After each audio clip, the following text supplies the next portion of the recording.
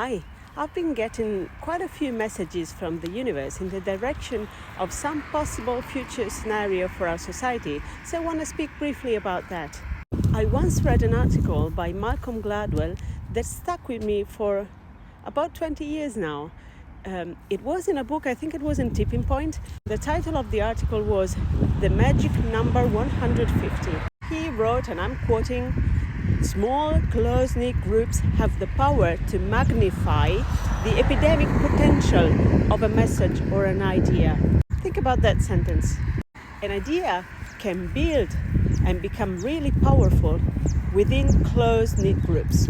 Then he went on showing examples from some religious groups living in Europe and North America and a company, Gore Associates. And basically what he said is up to 150 individuals in a group, the group is cohesive.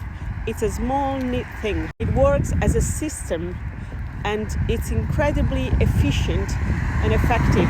And that when a community exceeds that number, the power fades away. And it is more difficult not to control people, but to work together as a whole. I saw that firsthand when it came to my kids. My kids attended a Montessori elementary school here where we live, and it was a wonderful place for them. There were just 5 classes, one for each grade, from 1st to 5th grade, for a total of about 100 children. And every children knew everybody else, and all the teachers knew all the children.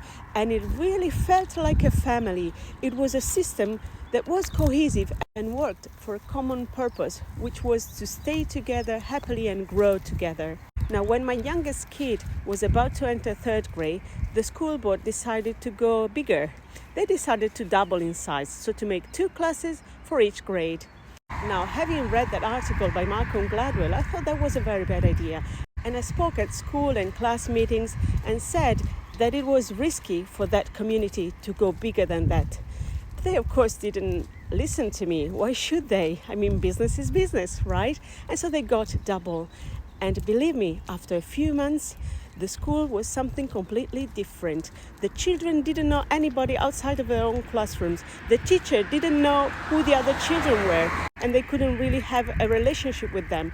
So they became less powerful when it came to handling children from other classes. And overall, the system was no longer a whole. It was like any other school. And I came to realize that although the Montessori method is great and I love it, the real power lay in that magical number. It was less than 150 people, and they worked greatly together. Now back to us and our possible future scenarios. What I've been seeing and hearing from the universe in the past few months is all about creating small groups, making people councils, creating small communities, gathering people, working in small numbers. And I keep seeing this grid-like structure that looks like a honeycomb for some reason. Of course, when we see things that the universe sends us as hints, suggestions or messages, they are potentials among other potentials. And the only way to make a potential become a reality, to make it collapse and manifest into this life that we are witnessing and living in, is to do our part. So do what you want with what I said. But I would suggest that you keep in mind the magical number of 150. It may come in handy at some point.